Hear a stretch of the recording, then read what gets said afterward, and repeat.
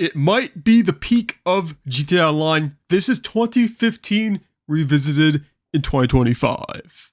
Some clips I had to source online, some clips I took myself, so all sources will be in the description for you guys to check out.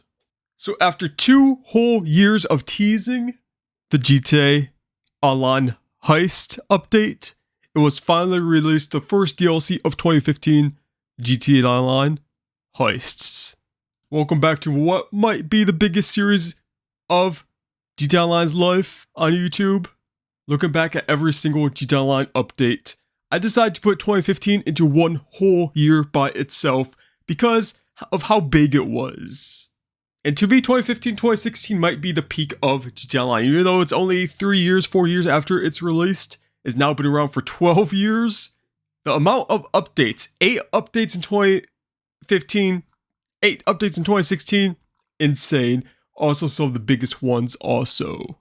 Let's just run through these right now. The heists update, you got us heists, obviously. Oh God, the Games Part 1 and 2 were updates to give us something to spend that insane money on that we made with the heists DLC. Freemode Events, which arguably changed GTA Online as a whole, even still to this day. Lowriders was okay, it gave us a lot of customization options. Made way for HSW, if I'm being honest. So great customization and features added with this, but the missions were eh. Halloween Surprise, a little DLC, but very, very fun. Gave us one of the best adversary modes, and I know what you guys are going to say. Adversary modes, why adversary modes? But trust me, they're always fun. I always say it on this channel. Try them out, you'll be surprised. Try them out, you'll be surprised how much you like them. And one of the biggest of all time in GTA Online, which paved way for most of the things we have nowadays after this DLC, the Executive and Other Criminals update. Of course, bringing the CEO, bringing the yacht. We're going to have to check that out. And then finally, Festive Surprise 2015. So let's take a look at the Heists DLC. Released March 10th, 2015.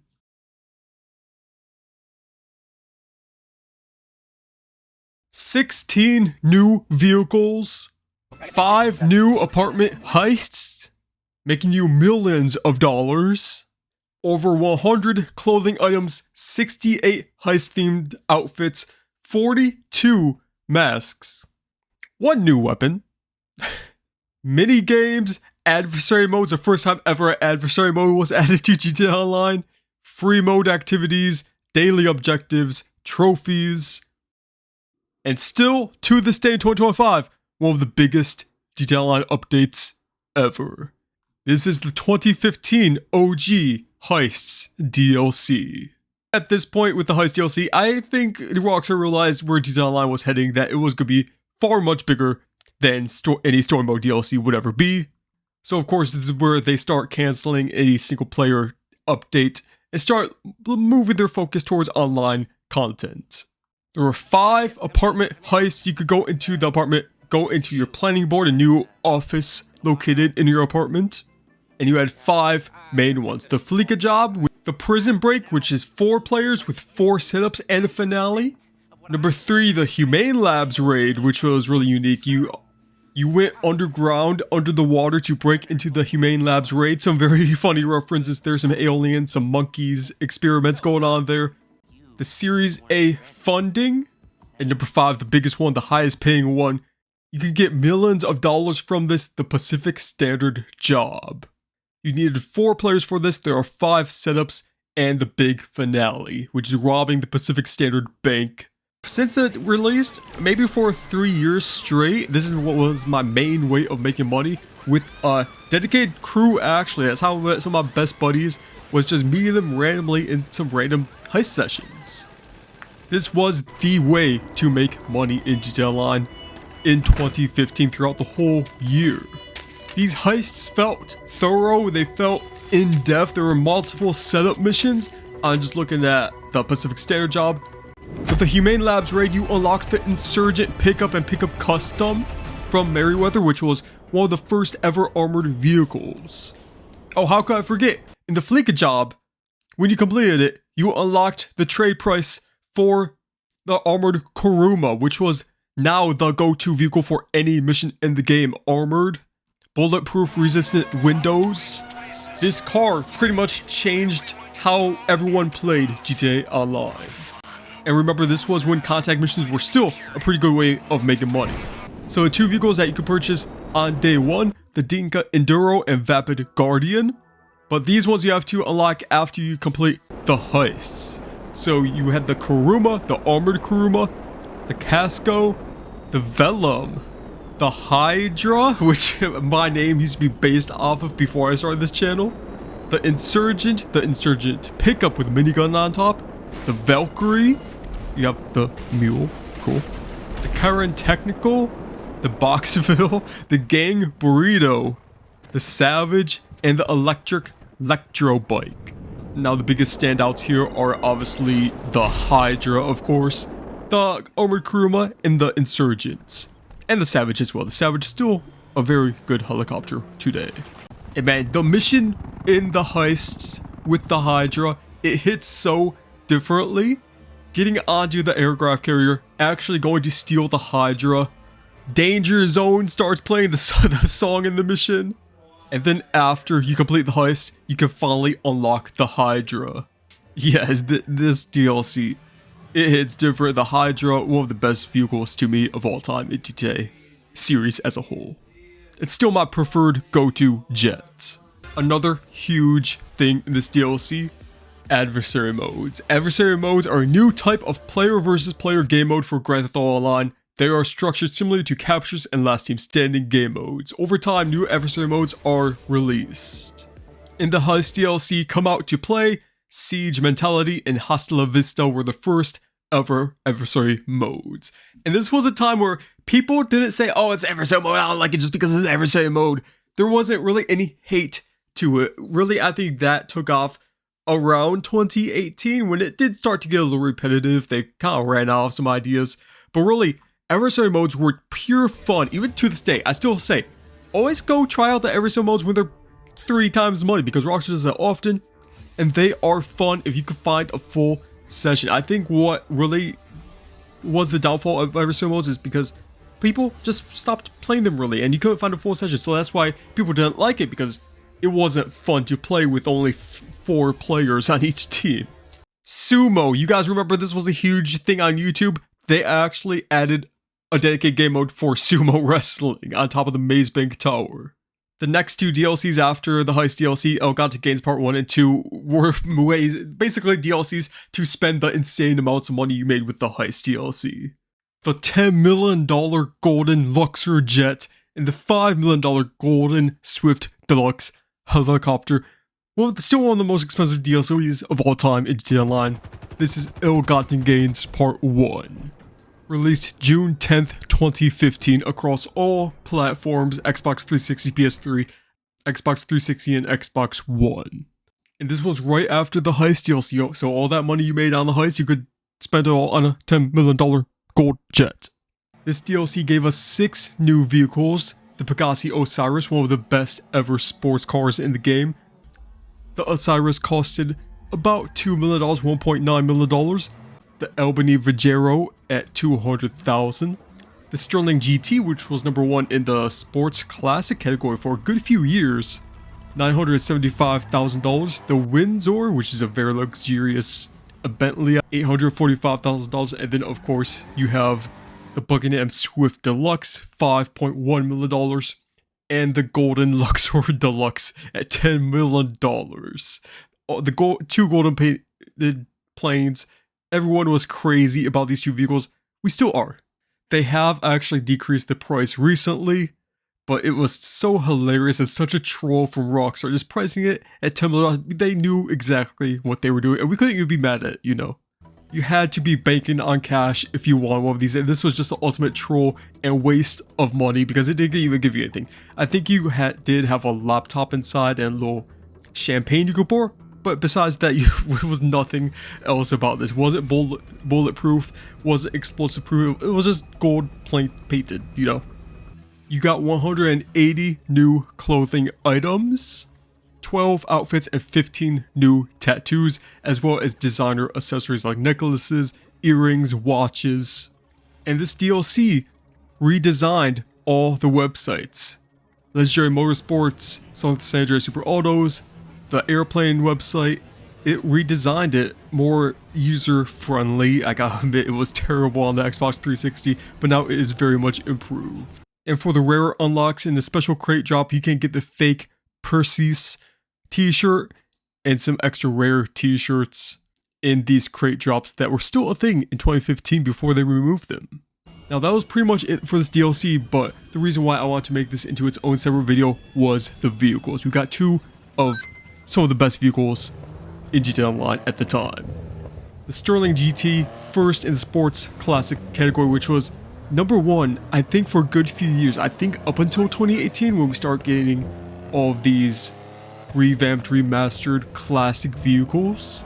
But finally, the best vehicle added in this DLC, and number one in the supercar category. Now finally, the entity has some competition, the adder has some competition, it's the Pegassi Osiris. You can see there, the lap time that the Osiris got was a 1 minute 2.061. The lap time that the Zentorno got, for anybody who can't remember, if you want to go back and check this, you can have a look in the Supers video.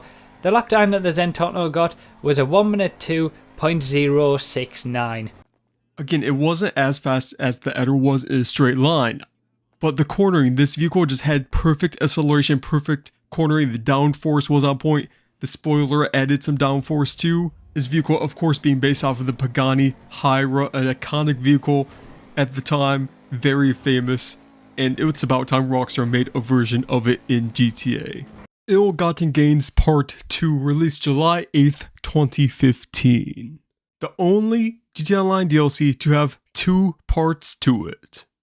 And it was the last update that ported all of the content from online into story mode. After this story mode, completely forgotten about. So with this DLC, we got 6 new vehicles, and these ones are very good ones.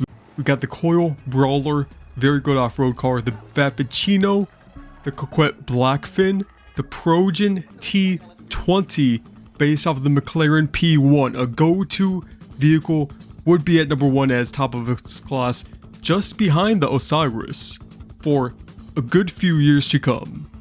The Lampadati Toro, which is also featured in GTA 6, and the Dinka Vindicator. We got 140 new clothing items, 20 outfits, 15 tattoos, a new radio station, The Lab, more rare crate drop loot to collect when crate drops happen. Another huge feature is that with races and in your game modes, players can now create custom jobs inside the airport and Fort Zancudo. This was only a thing after the Ill-Gotten Gains update. Before, we didn't have any jobs taking place at the airport or Fort Zancudo. This allowed for really fun races, really fun game modes. Some others not so fun, like the insane parkour death matches, but that definitely added a lot of fun game modes created by people. And it was one of the first updates ever to add not drip-fed events, but weekly events. We're not drip-fitting much vehicles, but take a look here. We have the Labor Day weekend sales, Pacific Standard Job Week, which is double money on all heists, Series A funding week, Humane Labs Raid Week, and Prison Break Week for all the heists that were just added not long ago. So this is kind of giving us a sneak peek of drip-fed content before that was really a thing. And we got 2 new weapons, the Marksman Pistol and the Knuckle Dusters. Nothing too much going on right here with these two. It is now the go-to sports car and free mode vehicle in general for the city. Amazing acceleration, amazing top speed. Cornering, it handles so easy. It handles like a toy, very easy to drive. And again, just like the Adder, this is basically the Adder equivalent in 2015, based off the McLaren P1, very iconic and famous vehicle in real life. About time Rockstar made it with the 3D spoiler that would move up and down when you braked. Active spoiler on it was so unique. This vehicle so good looking. This is the new quickest car in the entire game, beating out the Osiris, which has only held that spot for 30 days since the previous update. It's absolutely incredible, the Progen T20. But back then we didn't have too many, and they were all pretty even. But the T20, one of the first ones to get out there, get ahead, and stay ahead. But also when new cars released later on, it would still be there just behind them. The cornering definitely standing it out. Even on some tracks, it would still beat better top speed vehicles because of the cornering and handling and braking. So T20 is such an iconic vehicle and 100% one of the top 10, top 5 vehicles even in GTA Online's lifetime. That's definitely going to have to be a video I make sometime soon before GTA 6 releases. Top 10 vehicles of all time in GTA Online. So the Ill-Gotten Gains Part 2 DLC, again one of the only DLCs ever to have 2 parts to it. And the next DLC to be released would be in September, so a good few months, July, August, a good 3 months. I think that's a record we're breaking that now, the longest wait across GTA Online updates. At the time, 2015, that just told you how much DLCs were actually released back in 2015, 2016. The peak of GTA Online, I say. It has been exactly 10 years since the GTA Online Freemode Event update released. This, to me, changed GTA Online as a whole, put more of a focus on free mode. It wasn't the biggest DLC ever, but in terms of change, I think it's one of the best.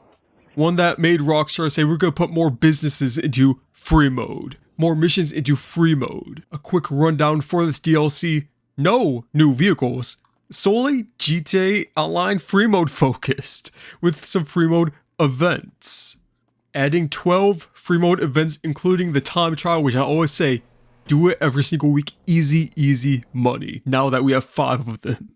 And 2 new adversary modes, still a new thing at the time. People actually played the adversary modes. When this was released, even for a good few years after, people would compete in them. They would get ready. When you see the 5-minute countdown timer start before the event starts, people would get into a certain vehicle.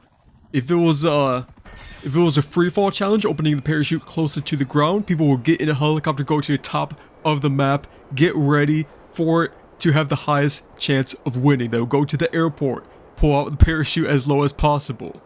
There were even methods to this where I think with the parachute one, if you leaned forward just when you about to hit the parachute button, you get a slightly extra bit lower to the ground, which is kind of crazy. It is not much at all, but it makes the tiniest bit of difference to get into first position and get an extra payout just for free mode, not even doing any missions really. And then after this event, it's a 12-minute wait until another event. So people would just drive around, stay in free mode, stay in these sessions, which meant sessions were more full. There wasn't as many people job hopping, changing in and out of sessions, trying to find something to do because stuff was always happening with these events. So it really added like a whole new perspective of just plain old GTA Online sessions. There was new things to do, new activities, PvP, without actually going up to other people. You could do your own thing, but also be competing at the same time. It also removed crate drops, so now all the crate drop rare items you could get, the beer hats, t-shirts, they were forever gone until Rockstar would eventually add some of them back in some weekly events here and there, especially recently. But the crate drop, still, I have no idea why they removed this. This one was so much fun. Also, talk about free mode, this wasn't a part of this update, but remember the Simeon vehicles? I don't think anyone has ever touched these. And actually, some people don't even get the text messages anymore because they have other stuff that prevents these texts from coming. But Simeon would text you saying to deliver a vehicle. And then once you get in the vehicle, you have to go to Los Angeles Customs, customize it, and then bring it back. But the whole time, you have basically a bounty over your head. It made some pretty good money, but it was so rage-inducing because everyone would come after you. It was basically like having a bounty on your head. And they would destroy your car. They wouldn't even take it because the objective was for other people to take it and deliver it back to Simeon. They would just destroy it, and that's all. So you had standoffs at the dock at Simeon's garage, just standing out for 30 minutes at a time, waiting for this other guy to go, trying to find a way until he doesn't see you to drop it off. And then even after you drop it off, the guy's gonna be standing outside to destroy you after you drop it off. And we wouldn't know it, but we would miss all of this. Yeah, fun times. One of the peaks of GTA Online for sure, the free mode event updates. Next, on October 15th, 2015, they announced the Lowriders DLC, released on October 20th. So the Lowrider DLC gave us the Lowrider missions with Lamar, and it was so good to have Lamar back. No one was expecting this, but Lamar coming back was a great surprise. He's still one of the best characters in GTA Online, even after the old GTA Online intro, which no one can see anymore. It's not even a thing. They removed it. Lamar being in Lowriders DLC, also near his house too. That's a perfect fit. There was 8 new Lowrider themed missions with Lamar, where you had to complete with other people. I think it was either at least 2 up to 4 people. You couldn't do it solo, so that was a huge thing. And to be honest, these were pretty hard missions with randoms at least. I never completed them because back in 2015, I didn't really have people I played with. So I never even completed these myself. If anyone wants to hit me up and complete these with me, be my guest. But I did go and watch these before making this video, and these were fun missions. They had a story behind them, they had gameplay, they had reasons. You could unlock some secret liveries and upgrade options if you complete these missions, and they paid pretty good too. I mean, you even had Gerald coming back. But yeah, you had war gangs between the Vagos and Ballers. What else?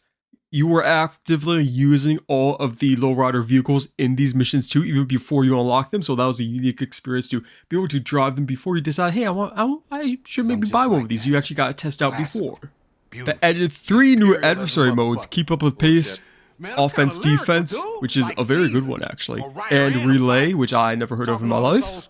They added 170 clothing items and 8 outfits, 8 hairstyles, 17 new tattoos, 3 player actions, 2 weapons, and 8 vehicles. The vehicles added were the Ebony Buccaneer Custom, the Vappuccino Custom, Willard Faction, which the Willard Faction Custom. If you guys drive these vehicles, you will not survive in the downtown with the bumps. The Faction Custom, I don't know if it's still broken nowadays, but back then it was broken on the bumps. Every single tiny bump you went into, flip over, and you're done with. The Moonbeam, the classic Moonbeam Custom, the Albany Primo Custom, and the Voodoo Custom. So lots of lowrider vehicles, stereotypical lowrider vehicles. And you want to think, hey, all of these, they look like, who would buy some of these? But they added Benny's Customs. Benny's Original Motor Works. Before we had HSW, this was the go-to place to upgrade your vehicles, and it was even available in the Maze Bank Tower. If they don't have HSW in Maze Bank Tower, what's Rockstar doing nowadays, huh? And the downfall of Benny needs to be studied, because what happened to Benny's? He was the go-to guy, and Rockstar just forgot about him one day. It's not that they don't make very good customization options anymore, they still do. But around 2018, they just forgot about him. Like, what happened? You could add hydraulics, air filters, different painted doors, carbon fiber doors, separate parts of the car to change that you wouldn't have been able to before. You could even change the seats, which was never a thing before. The dashboard, you could add little bobbleheads for the dashboard too in your vehicle. You had custom colors and liveries for interiors, so you could change the color of the dashboard, the seats, the mirrors. You even had skins for the steering wheels and gear levers. You could add stereos and subwoofers and speakers to the trunks and side of the doors. This is where Rockstar went big into the customization. What we always have wanted, we always wanted better customization. And this is what we got with this DLC. And this brought a new life to car shows too, not only because of the new vehicles and customization options, but in the pause menu, you now have an option in the interaction menu to open the doors, close the doors, start the vehicle when you're outside of it, play the music when you're not even in the car. So now in random car shows people might create in public sessions, you now had option to basically show off your car even more. And you also had the option in this DLC to purchase a 4th new property. And this DLC had 7 event weeks starting from the week it was released to December 11th. So Lowriders update, very good update. The first ever Halloween surprise we got in GTA Online would be released October 29th, 2015. This update kind of small, to be honest, but it gave us some pretty cool things. It gave us the Albany Lurcher and the Frankenstange, the new flashlight weapon, some monster-themed, Halloween-themed outfits and clothing, and the Slasher Adversary Mode, one of the best adversary modes out there. by far the biggest update of 2015, released on December 15th, 2015, the Executive and Other Criminals update. This one changed the game as a whole. It gave us the CEOs, it gave us the CEO missions, which were just Freemode missions at a time. Rockstar probably didn't think of it too much. They were probably in the early stages of starting GTA 6, especially Red Dead Redemption 2, because at this time it was only, a year before it should have been released. But it would go on to give us really every other update we have after 2016, basically. Businesses, CEO work, MC work. Gave us 2 new weapons, 73 clothing items, 6 CEO missions, 6 CEO challenges, and 25 new vehicles. And the yachts. $10 million yachts. This is insane. So where should I even start? Let's just start with the CEO mission. So the CEO missions we got were Asset Recovery, Executive Deathmatch, Executive Search, Hostile Takeover, Piracy, Prevention, and Sightseer. These ones pretty simple, but they paid pretty good, especially for a time in free mode for 10 minutes of work. $30,000, that was very, very good money. These were pretty easy, but also pretty fun, especially with other people on your crew.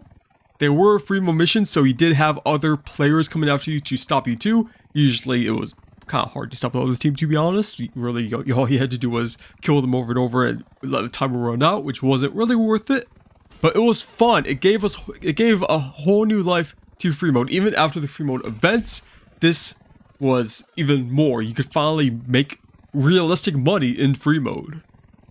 You also got the challenges, which you did need other people in your organization to complete, which also paid very good. These ones did not show up to other players, so these ones you could complete yourself with your team, like challenges, especially Most Wanted, which was, I think, the highest paying one. You could get up to $30,000 if you got first place, which that one was kind of random, but I guess it does make sense. Even though all of you are on the same team, there was only one winner and you got paid the most. But this one, you could literally just sit in one of the tunnels and wait the whole 10 minutes and you win, basically. The new vehicles, you had 2 new Super Volatile helicopters, the limo, weaponized limo, the armored shafter, and the armored shafter V12, the Nightshade, Mamba, Vertiller, Condensati armored, Condensati 5.5, and the armored version of that. The Baller LE and the Baller LE armored. All of these have the armored vehicles. The Baller LE LWB. The Dinghy, the Sea Shark, Speeder, Tropic, Toro, Cargo Bob, and Valkyrie. All the last few boats and helicopters being a new variant, so they weren't technically new, they were just new variants.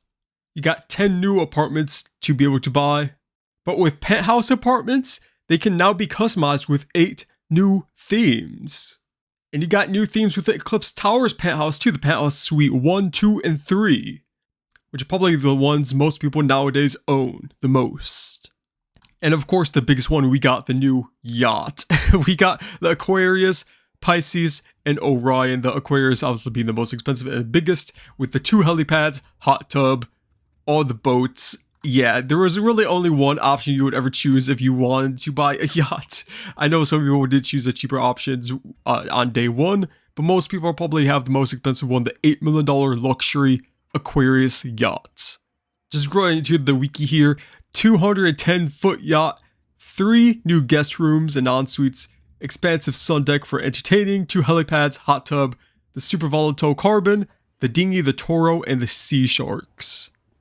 And you could customize this to change the colors, change the interiors a little bit, even the vehicle and the helicopters that come with the yacht. Yeah, it was really, really cool. This is basically your apartment now. I don't think you see too many people on yachts nowadays in 2025 and GTA Online, but after doing my research for this video a few weeks ago, I set my spawn point there, and it's actually really fun. You spawn in the middle of the ocean, not many people around you. You can just take the helicopter out. It's actually a lot of fun to use nowadays because I don't think many other people use it.